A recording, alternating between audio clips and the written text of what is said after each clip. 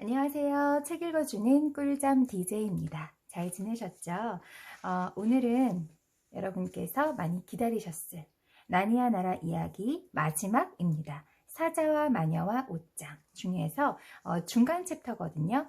지난번에 읽어드렸던 부분, 뒷부분을 읽어드릴 텐데 끝까지 계속해서 연재해드리면 좋겠지만 그렇게는 못할 것 같고요. 지난번에 읽어드렸던 그 뒷부분 읽어드리고 오늘을 마무리하도록 할게요. 그래서 지난 시간에 그 비버 집에 찾아가게 되고 그리고 비버가 아슬란님에 대해서 그분에 대해서 이야기하는 구절까지 읽어드렸습니다. 그러자 수잔이 물었다. 그런데 과연 우리가 그분을 볼 수 있을까요? 그럼요, 이브의 딸. 여러분을 여기 데려온 것도 다 그 때문인걸요. 제가 여러분을 그분과 만날 수 있는 곳까지 데려다 드릴게요. 루시가 물었다. 그분은 인간인가요? 비버씨가 단호하게 말했다. 아슬라님이 인간이냐고요? 아니에요. 그분은 숲의 왕이시고 위대한 바다 황제의 아드님이십니다. 동물의 왕이 누군지 모르세요? 아슬라님은 사자예요, 사자. 위대한 사자. 수잔이 말했다. 어머머, 난 사람인 줄 알았는데. 그렇담 그분을 만나도 괜찮을까요? 사자를 만나는 건 좀 겁이 나서요. 비버 부인이 말했다. 당연히 그렇겠지요. 만일 아슬라님 앞에서 무릎을 덜덜 떨지 않을 수 있다면 아주 용감한 자거나 바보 멍청이거나 둘 중 하나겠지요. 루시가 물었다. 그럼 안전하지 않단 소리예요? 비버씨가 말했다. 안전이라고요? 지금 우리 집사람이 한 말 못 들었나요? 누가 안전하다고 했지요? 당연히 안전하지 않아요. 하지만 좋은 분이세요. 아까 말했던 것처럼 그분은 왕이신걸요. 피터가 말했다. 난 그분을 만나고 싶어요. 정작 만났을 때 겁에 질리더라도 말이죠. 비버씨는 찻잔과 받침이 덜그럭거릴 만큼 앞발로 세차게 탁차를 내리치면서 말했다. 맞아요, 아담의 아들. 그리고 반드시 만날 거예요. 여러분만 괜찮다면 내일 돌탁자 언덕에서 그분과 만날 수 있으리라는 전가를 받았어요. 루시가 물었다. 거기가 어디죠? 내가 안내하죠. 이 강 하류인데 여기서는 한참 걸어야 해요. 거기까지 데려다 줄게요. 그런데 이렇게 이야기를 나누고 있는 동안 갑자기 에드먼드가 사라진 걸 알게 됩니다. 비버씨의 마지막 말이 끝나고 잠시 침묵이 흐르는 사이에 느닷없이 루시가 소리쳤다. 에드먼드 오빠는 어딨지? 한동안 섬뜩한 침묵이 흐른 끝에 저마다 누가 마지막으로 에드먼드를 보았지? 안 보인 지 얼마나 됐어? 밖에 나갔나? 하고 물어보기 시작했다. 그러고는 다들 문 쪽으로 달려가 밖을 내다보았다. 눈이 펑펑 쏟아지고 있었고 초록빛 저수지 빙판은 두꺼운 하얀 담요처럼 내려앉은 눈 밑으로 자취를 감추었다. 이제 댐 한가운데에 있는 작은 집에서는 양쪽 강기슭이 다 보이지 않을 정도였다. 아이들은 밖으로 나가 방금 내린 부드러운 눈 속에 발목까지 푹푹 빠져가며 집 주위를 샅샅이 돌아다녔다. 아이들은 목이 쉬도록 외쳐댔다. 에드먼드! 에드먼드! 그러나 소리 없이 내리는 눈은 아이들이 외치는 소리를 덮어버리는 것 같았고 메아리마저 울리지 않았다. 비버씨가 말했다. 찾아봐야 소용없습니다. 수잔이 말했다. 그게 무슨 뜻이죠? 에드먼드는 아직 멀리 못 갔을 거예요. 그 애를 꼭 찾아야 돼요. 찾을 필요가 없다니. 도대체 무슨 뜻이죠? 어디로 갔는지 이미 알고 있으니까요. 모두들 놀라서 눈이 휘둥그레졌다. 내 말 뜻을 모르겠어요? 에드먼드는 그 여자한테 간 거예요. 하얀 마녀한테요. 에드먼드는 이거 비버가 말한 거네요. 다시 읽을게요. 내 말 뜻을 모르겠어요? 에드먼드는 그 여자한테 간 거예요. 하얀 마녀한테요. 에드먼드는 우리 모두를 배신한 겁니다. 수잔이 소리쳤다. 세상에. 그럴 리가. 그 애가 그런 짓을 했을 리 없어요. 비버 씨는 새 아이들을 뚫어지게 바라보며 말했다. 없다고요? 순간 아이들은 하고 싶었던 말이 입가에서 사라져버렸다. 갑자기 마음속에 에드먼드라면 그러고도 남았을 거라는 생각이 들어서였다. 피터가 말했다. 하지만 에드먼드가 길을 알고 있을까요? 비버 씨가 물었다. 전에 에드먼드는 이 나라에 온 적이 있지요? 혼자서 말입니다. 루시가 거의 속삭이듯이 말했다. 네, 그런 것 같아요. 그럼 자신이 뭘 했는지, 누굴 만났는지 얘기하던가요? 아니요. 아무 말도 안 했어요. 그럼 내 말을 잘 들으세요. 에드먼드는 벌써 하얀 마녀를 만났을 뿐만 아니라 이미 한편이 됐어요. 그래서 마녀가 사는 곳을 아는 거예요. 아까는 에드먼드가 여러분의 형제라서 말할 수가 없었지만 에드먼드를 보자마자 첫눈에 배신자다 싶은 생각이 들었어요. 마녀와 함께 지내면서 마녀의 음식을 먹어본 사람의 표정을 짓고 있더군요. 나니아에 오래 살다 보면 그런 건 한눈에 알아볼 수 있거든요. 그치들의 눈초리는 뭔가 달라요. 피터는 목이 꽉 맨 소리로 말했다. 그래도 우린 가서 에드먼드를 찾아야 해요. 아무리 못된 아이라 해도 어쨌든 우리 형제니까요. 게다가 아직 어린애고요. 비버 부인이 말했다. 마녀의 집에 간다고요? 여러분이나 에드먼드나 목숨을 구하려면 마녀한테서 멀리 떨어져 있어야 한다는 걸 아직도 모르겠어요? 루시가 물었다. 무슨 말이죠? 이런, 마녀가 원하는 건 여러분 넷 다예요. 줄곧 케어 페러벨 성의 내 왕자만 생각하고 있을 테니까요. 일단 여러분 넷이서 마녀의 집에 들어갔다 하면 그 순간 그 여자의 일은 이미 다 끝난 거나 마찬가지예요. 아마 여러분은 입도 뻥끗 못한 채 새로운 4개의 석상으로 변해버리겠죠. 하지만 마녀는 자기 손에 단 한 명밖에 없는 한 에드먼드는 살려둘 겁니다. 미끼로 쓸 수 있으니까요. 나머지 3사람을 소나기에 넣을 미끼 말이에요.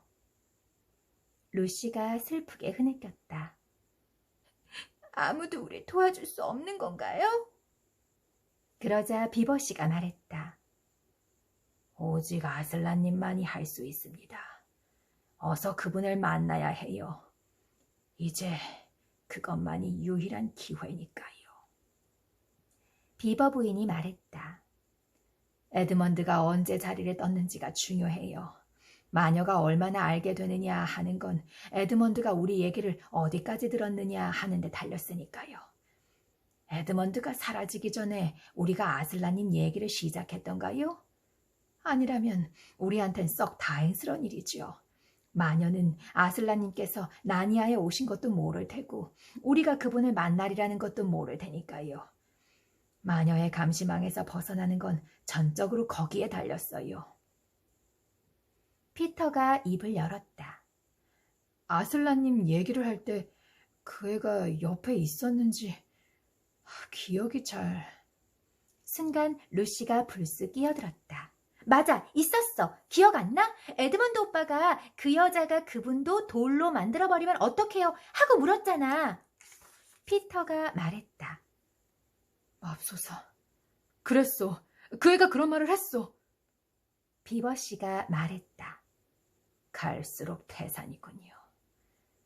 그럼 내가 아슬라님과 만날 장소가 돌탁자 언덕이라고 말했을 때도 에드먼드가 이 자리에 있었나요? 아무도 이 질문에 대답할 수 없었다. 비버 씨가 말을 이었다. 만일 그랬다면 마녀는 즉시 썰매를 타고 내려와 우리가 돌탁자 언덕에 닿기도 전에 사로잡아 버릴 거예요. 결국 우리는 아슬란님과 만나지 못하게 되겠지요.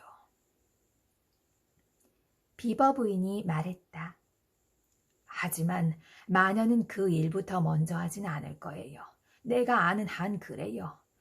에드먼드가 모두 여기에 모여 있다고 말하는 즉시 오늘 밤 우리를 잡으러 이리로 올 거예요. 만일 에드먼드가 30분 전에 여기를 떠났다면 마녀는 20분 후쯤 여기 도착할 겁니다. 비버 씨가 말했다. 당신 말이 옳아요. 자, 당장 여기를 떠나야 합니다. 한순간도 지체할 수 없어요. 그 다음 챕터 9, 마녀의 집 이어서 읽어드릴게요. 아까 제가 비버 목소리인 줄 모르고 루시 목소리로 읽었을 때 웃겼죠. 제가 사실은 아까 너무 웃음이 났는데 굉장히 참았어요. 그 뒤에 루시가 소리쳤다 이 부분이 있어서 루시인 줄 알았는데 그 뒷문장을 설명하는 말이었어요. 실수. 어쨌든 이어서 읽어드리도록 할게요.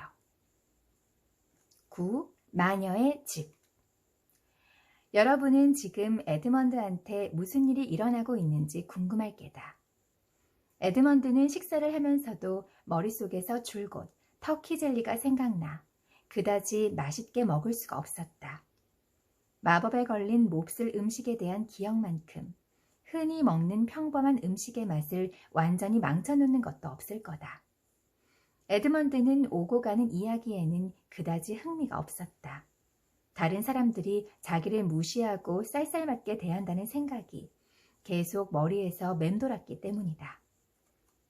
실제로는 그렇지 않았지만 에드먼드는 그렇다고 느꼈다. 에드먼드는 비버 씨가 들려준 아슬란 이야기와 돌탁자 언덕에서 아슬란을 만나기로 했다는 이야기까지 다 들었다. 에드먼드가 문가에 걸려있는 커튼 뒤로 살금살금 걸어간 것도 바로 그때였다.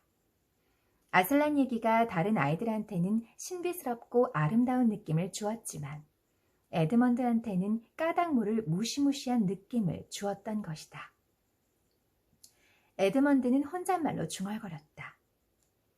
마녀를 험담하는 이들은 모두 마녀의 적이니까 반은 거짓일 거야. 아무튼 그 여자는 나한테 아주 친절하게 대해줬잖아. 다른 사람들보다 훨씬 친절하게 말이야. 그 여잔 진짜 떳떳한 여왕일 거야. 어쨌든 그 무시무시한 아슬란보다는 나아. 에드먼드는 이처럼 마음속으로 자기가 하고 있는 행동에 대해 변명을 만들어냈다. 그러나 별로 그럴듯한 변명은 되지 못했다. 사실 에드먼드도 마음속 깊은 곳에서는 하얀 마녀가 나쁘고 사악하다는 것을 느끼고 있었기 때문이다. 에드먼드는 바깥으로 나와 온 세상에 내리는 눈을 보았다. 그러고 나서 비버씨 집에 코트를 두고 온 걸 깨달았다. 물론 이제 와서 코트를 가지러 돌아갈 수는 없는 노릇이었다. 다음으로 깨달은 사실은 햇빛이 거의 사라지고 없다는 것이었다. 모두 함께 식사를 했을 때가 거의 3시쯤이었던 데다 겨울해가 짧은 탓이었다. 에드먼드도 거기까진 미처 헤아리지 못했다. 그렇지만 이제는 주어진 상황을 최대한 이용하는 수밖에 없었다. 그래서 에드먼드는 옷깃을 세우고 발을 질질 끌며 댐 꼭대기를 가로질러 멀리 떨어져 있는 반대편 강 기슭으로 갔다. 에드먼드가 그곳에 다다랐을 즈음에는 사태가 더욱 나빠졌다. 날은 시시각각으로 어두워지고 있었고 사방에서 휘몰아치는 눈보라 때문에 1미터 앞도 제대로 내다볼 수 없었다. 게다가 길도 없었다. 결국 온몸은 상처투성이가 되고 옷은 다 젖어 추위로 벌벌 떨었다. 주위는 등골이 오싹할 만큼 고요하고 적막했다. 사실 이때 에드먼드가 나니아의 왕이 되면 제일 먼저 길부터 닦아야지 하는 생각만 하지 않았더라면 모든 계획을 포기하고 돌아서서 죄다 자백하고는 다른 사람들과 친하게 지냈을지도 모른다. 그런데 바로 그 생각을 하면서부터 에드먼드는 자신이 왕이 되는 꿈을 꾸기 시작했다. 그리고 자기가 할 이런저런 일들을 결정하다 보니 한결 기운이 났다. 에드먼드는 어떤 궁전에서 살지, 자동차는 어떤 차종으로 몇 대나 굴릴지, 또 자기의 전용 영화관은 어떻게 꾸밀지, 간선철도는 어느 곳에 설치할지, 비버들이 댐을 못 만들도록 어떤 법을 제정할지를 결정했다. 그리고 에드먼드는 피터 형이 제 분수를 알도록 하기 위해 세운 몇 가지 계략을 마지막으로 손질하고 있었다. 다른 강으로 접어들 무렵 달이 구름 속에서 나오지 않았다면 에드먼드는 길을 찾지 못한 채 헤매고 말았을 것이다. 에드먼드는 마침내 골짜기에서 벗어나 좀 더 평평한 곳으로 나왔다. 이제 에드먼드 앞에 있는 강 건너편에 작은 언덕 2개가 보였고 그 사이에 자리 잡은 작은 평지 한가운데에 하얀 마녀의 집인 듯한 것이 눈에 띄었다. 달은 아까보다 한층 환하게 빛나고 있었다. 그 집은 한마디로 조그마한 성이었다. 그것도 마치 바늘처럼 날카로운 모양의 길쭉하고 뾰족하고 작은 첨탑만으로 이루어진 것 같았다. 에드먼드는 차츰 그 성이 두려워지기 시작했다. 하지만 이제 돌아갈 생각을 하기에는 너무 늦었다. 에드먼드는 꽁꽁 얼어붙은 강을 건너 그 성으로 걸어 올라갔다. 움직이는 것이라고는 전혀 없었고 아무 소리도 나지 않았다. 심지어 자신의 발자국 소리조차 눈 속에 파묻혀 들리지 않았다. 에드먼드는 문을 찾으려고 걷고 또 걷고 모퉁이를 몇 번이나 돌면서 작은 탑을 수도 없이 지나갔다. 그렇게 거의 성 둘레를 한 바퀴 돌고 나서야 간신히 문을 찾아냈다. 거대한 아치로 되어 있는 입구에는 뜻밖에도 커다란 철문이 활짝 열려 있었다. 에드먼드는 아치로 살금살금 다가가 안뜰로 고개를 들이밀다가 하마터면 심장이 멎을 뻔했다. 입구 바로 안쪽에 빛나는 달빛을 받으며 거대한 사자 한 마리가 금방이라도 튀어오를 것 같은 자세로 웅크리고 있었던 것이다.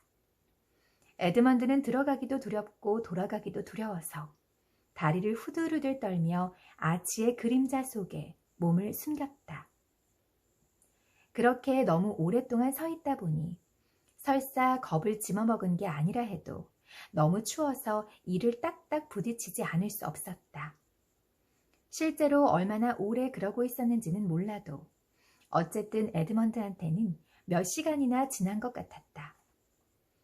드디어 에드먼드는 왜 사자가 꼼짝도 안 하고 있을까 궁금해지기 시작했다. 사자는 처음 봤을 때부터 지금까지 조금도 움직이지 않았기 때문이다. 에드먼드는 될 수 있는 한 아치의 그림자 밖으로 벗어나지 않으려고 애쓰면서 조금씩 가까이 다가갔다. 그제야 에드먼드는 사자가 자기를 전혀 볼 수 없는 위치에 있다는 점을 깨달았다. 사실 사자는 1미터쯤 떨어진 곳에서 등을 보이고 서 있는 작은 난쟁이를 뚫어지게 바라보고 있었다. 옳지. 사자가 난쟁이를 덮칠 때 도망가야겠다. 그러나 사자는 여전히 꼼짝도 하지 않았고 난쟁이 역시 마찬가지였다. 비로소 에드먼드는 하얀 마녀가 나니아 국민들을 돌로 만들어버린다던 이야기가 떠올랐다. 어쩌면 저건 그냥 돌사자일지도 몰라. 그 순간 에드먼드는 사자의 등과 머리 꼭대기가 흰 눈으로 덮여있는 걸 알아차렸다. 석상이 틀림없어. 살아있는 거라면 몸에 저렇게 눈이 쌓이도록 서 있을 리가 없지. 에드먼드는 터질 듯이 두근거리는 가슴을 억누르며 위험을 무릅쓰고 한 발 한 발 느릿느릿 사자 곁으로 다가갔다. 그때까지도 감히 사자한테 손을 대지 못하다가 마침내 번개같이 손을 뻗어 살짝 만져보았다. 그것은 그저 차가운 돌이었다. 겨우 이까지 석상 따위에 겁을 먹었다니. 그러자 에드먼드는 한꺼번에 긴장이 풀리면서 추운데도 갑자기 온기가 발끝까지 퍼지는 것을 느꼈다. 동시에 기막히게 멋들어진 생각이 머릿속에 떠올랐다. 이게 그들이 말하던 위대한 사자 아슬란인지도 몰라. 그 여자가 벌써 잡아다가 돌로 만들어버렸나 봐. 그렇다면 결국 아슬란에 대한 온갖 그럴듯한 계획들도 이제 끝장이군. 이제 누가 아슬란을 무서워해? 에드먼드는 고소하다는 듯 돌 사자를 바라보고 서 있다가 곧 멍청하고 유치하기 짝이 없는 짓을 했다. 에드먼드는 주머니에서 몽당 연필을 꺼내 사자의 윗입술에 콧수염을 그리고 눈 위에 안경을 그려 넣었다. 그러고는 말했다. 야, 바보 늑다리 아슬란, 돌이 된 기분이 어떠냐? 네가 꽤나 대단한 줄 알았지?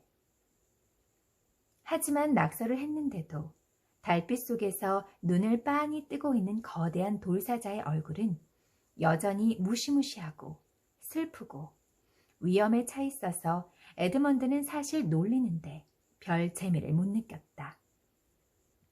에드먼드는 돌아서서 안뜰을 가로질러 걸어가기 시작했다. 안뜰 한가운데에 이르자 주변에 널려있는 수십 개의 석상이 눈에 들어왔다. 마치 게임이 반쯤 진행된 체스판의 체스처럼 여기저기 흩어져 있었다. 여자처럼 보이는 아름다운 석상도 있었는데 그건 나무의 정령이었다. 거대한 켄타우로스 형상도 있었고 날개 달린 말과 함께 에드먼드가 용이라고 생각한 기다랗고 유연해 보이는 것도 있었다.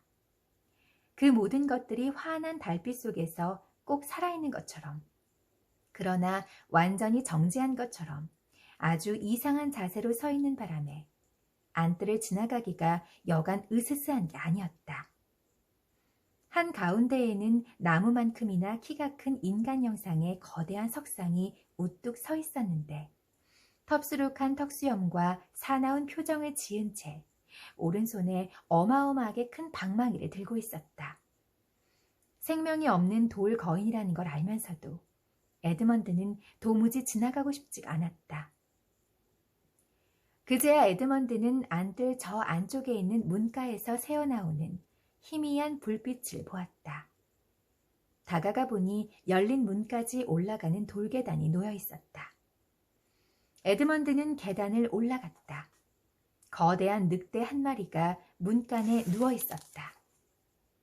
에드먼드는 속으로 대뇌었다. 괜찮아. 돌 늑대일 뿐인데 뭐 날 해치진 못해. 에드먼드는 늑대를 넘어가려고 다리를 들어 올렸다. 바로 그때 그 거대한 것이 벌떡 일어나더니 등의 털을 곤두세우고 어마어마한 빨간 입을 쩍 벌리고 으르렁대는 소리로 말했다. 웬 놈이냐? 누구냐? 꼼짝 말고 정체를 밝혀라. 에드먼드는 너무 떨려서 입이 제대로 떨어지질 않았다. 저는 에드먼드예요. 요전날 숲에서 여왕 폐하를 만난 아담의 아들입니다. 지금 우리 형과 누이들이 나니아에 왔다는 소식을 전하러 왔어요. 아주 가까운데 비버집에 있어요. 여왕 폐하는 우리 형제들을 만나고 싶댔어요. 그러자 늑대가 말했다. 여왕 폐하께 말씀드리겠다. 목숨이 아깝거든 문가에 꼼짝 말고 서 있어. 늑대는 곧 집 안으로 사라졌다. 에드먼드는 추위 때문에 손가락이 얼얼하고 심장이 쿵쾅거리는 것을 견디며 서서 기다렸다. 그런데 느닷없이 마녀의 비밀 경찰대장인 회색 늑대 모그림이 뒤에서 튀어나오며 말했다. 자, 들어갑시다. 재수 좋은 여왕님의 귀염둥이. 하기야, 그게 아닐지도 모르지만. 에드먼드는 늑대의 앞발을 밟지 않으려고 아주 조심하면서 안으로 들어갔다. 그곳은 기둥이 질비한 어둑어둑하고 기다란 홀 안이었다. 그곳에도 앉을 만큼이나 석상들이 가득했다. 문 바로 옆에는 몹시 서글픈 표정을 짓고 있는 작은 파우누스가 서 있었다. 그 석상이 어쩌면 루시의 친구일지도 모른다고 에드먼드는 생각했다. 단 하나뿐인 등잔에 불이 밝혀져 있었고 그 등잔 옆에 하얀 마녀가 앉아 있었다. 에드먼드는 미친 듯이 앞으로 달려나가며 소리쳤다. 여왕폐하, 제가 왔습니다. 그러자 마녀는 소름이 오싹 돋는 목소리로 말했다. 어떻게 감히 혼자 왔지? 다른 아이들과 함께 오라고 하지 않았느냐? 제발, 여왕폐하, 저는 최선을 다했어요. 아주 가까운 곳까지 형제들을 데리고 왔어요. 지금 비버 부부와 함께 강상류의 댐 꼭대기 작은 집에 있어요. 마녀의 얼굴에는 천천히 잔인한 미소가 떠올랐다. 그게 전부냐? 아니요, 여왕폐하. 그러면서 에드먼드는 앞으로 나아가 비번의 집을 떠나기 직전에 들은 이야기를 낱낱이 일러 바쳤다. 여왕이 소리쳤다. 무엇이라고? 아슬란? 아슬란이라고. 그게 사실이냐? 만일 거짓말을 했다가는? 에드먼드는 말을 더듬거렸다. 그들이 한 말 그대로예요. 그러나 여왕은 더 이상 에드먼드의 이야기에는 귀를 기울이지 않고 손뼉을 쳤다. 그러자 곧 전에 여왕과 함께 있던 난쟁이가 나타났다. 마녀는 명령을 내렸다. 썰매를 준비해. 그리고 종이 달리지 않은 끌채를 사용하거라. 아슬란을 만나러 가는 모양입니다. 10챕터, 챕터 10 조금만 더 읽어드리고 끝내도록 하겠습니다. 10. 풀리기 시작한 마법. 이제 우리는 비버 부부와 새 아이들한테로 돌아가야겠다. 비버 씨가 꾸물거릴 시간이 없다고 말하자 모두들 서둘러 코트를 걸쳤다. 비버 부인은 짐을 꾸린 뒤 식탁 위에 올려놓으며 말했다. 여보, 저 햄 좀 집어주세요. 여기 차 한 꾸러미, 저기 설탕, 그리고 성냥도 몇 갑 있어요. 누가 저 구석에 있는 옹기에서 빵 2-3 덩어리만 좀 집어줘요. 수잔이 갑자기 큰 소리로 물었다. 아니, 뭐 하세요, 비버 부인? 비버 부인은 아주 침착하게 대답했다. 가지고 갈 짐을 챙기는 거예요, 아가씨. 설마 먹을 것도 없이 떠날 생각은 아니겠죠? 수잔은 코트깃에 단추를 채우며 말했다. 비버 부인, 시간이 없어요. 당장 마녀가 나타날지도 모르잖아요. 비버 씨가 끼어들며 맞장구를 쳤다. 내 말이 그 말이요. 그러자 비버 부인이 말했다. 세상에, 마음들이 잘도 맞는군요. 여보, 생각 좀 해봐요. 마녀가 오려면 적어도 15분은 더 걸려요. 피터가 말했다. 그렇지만 되도록 빨리 출발해야 돼요. 마녀보다 먼저 돌탁자 언덕에 도착하려면 말이에요. 수잔이 말했다. 비버 부인, 그 점을 잊어서는 안 돼요. 마녀는 여기 도착해서 우리가 없어진 걸 알기가 무섭게 전속력으로 쫓아올 거예요. 비버 부인이 말했다. 그야 그렇겠지요. 하지만 우리가 무슨 수를 쓰더라도 마녀보다 먼저 갈 수는 없어요. 우린 걸어가겠지만 마녀는 썰매를 타고 갈 테니까요. 수잔이 말했다. 그럼 전혀 희망이 없나요? 비버 부인이 말했다. 자, 호들갑 떨지 말고 서랍에서 깨끗한 손수건 6장만 꺼내주세요.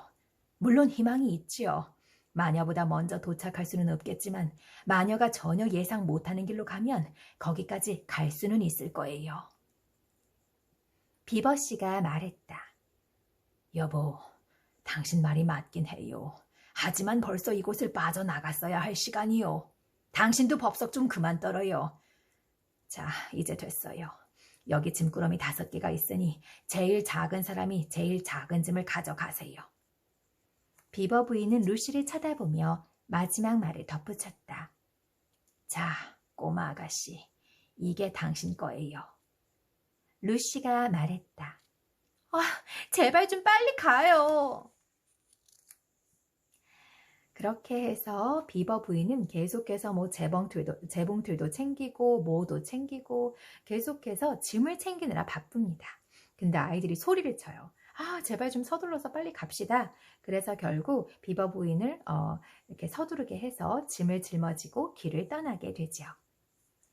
비버 씨가 말했다. 가능한 한 더 아래로 계속 내려가야 해요.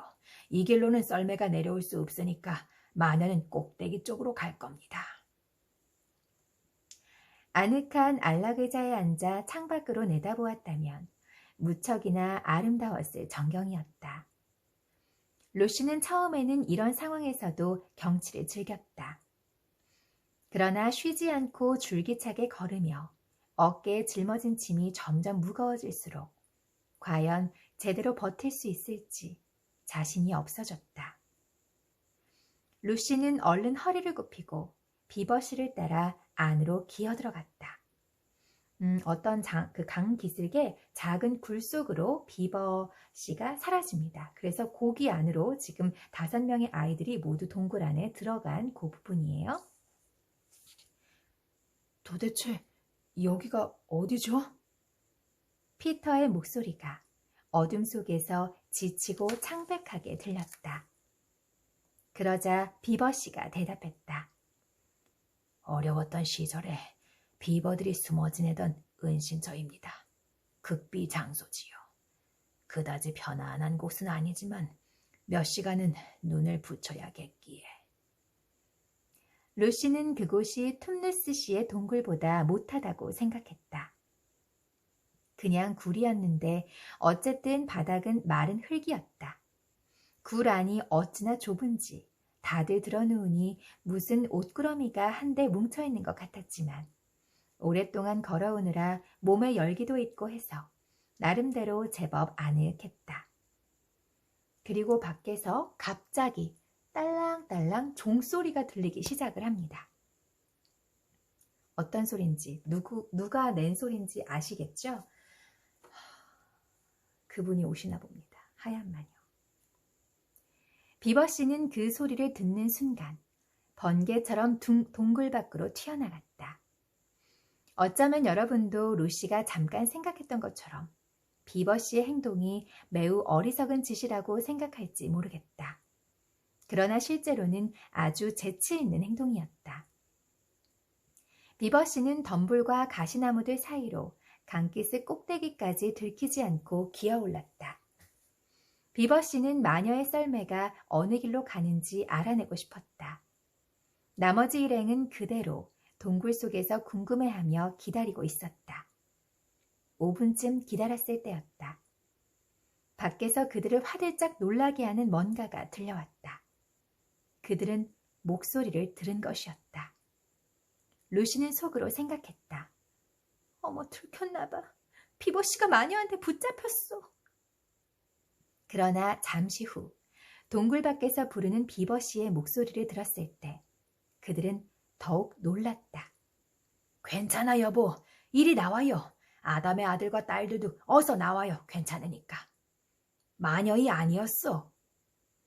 물론 마녀이란 말은 문법에 맞지 않는 표현이지만 비버들은 몹시 흥분했을 때 이런 식으로 말하곤 했다. 다만 나니아에서나 그렇다는 얘기지.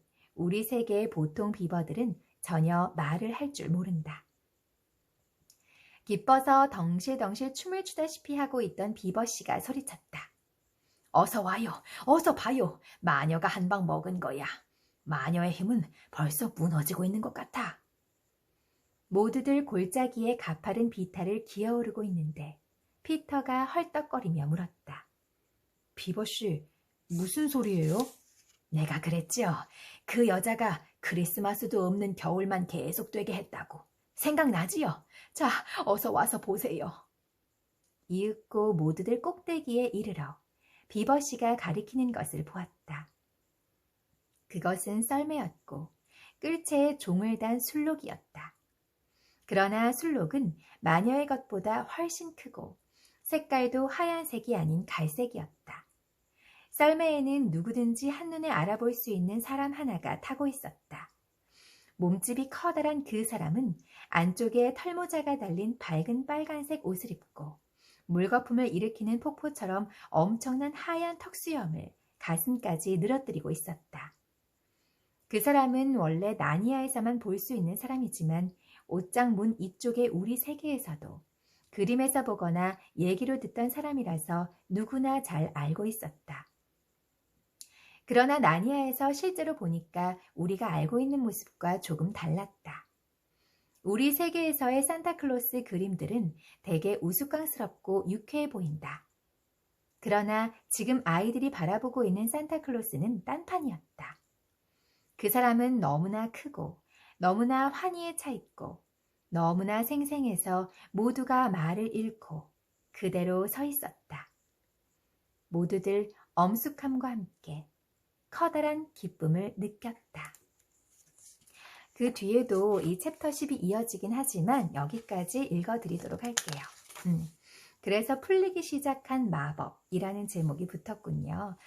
그래서 마법이 풀리면서 점점 크리스마스를 다시 되찾게 되는 나니아 세계 이야기가 뒤에 쭉 나오는가 봅니다. 저도 다 읽지 않아서 영화로만 접한 내용이어서 그 뒷부분은 아직 잘 몰라요. 근데 계속 읽고 싶은 마음이 들게 하는 그런 챕터였죠. 오늘 여기까지 읽어드리겠고요. 제가 읽어드림으로 인해서 그 책 한번 내가 사서 혹은 빌려서 보고 싶다. 그런 생각이 드셨다면 제가 너무 좋을 것 같아요. 오늘 얘기 들어주셔서 감사하고 다음 이야기 가지고 또 조만간 오겠습니다. 감사합니다.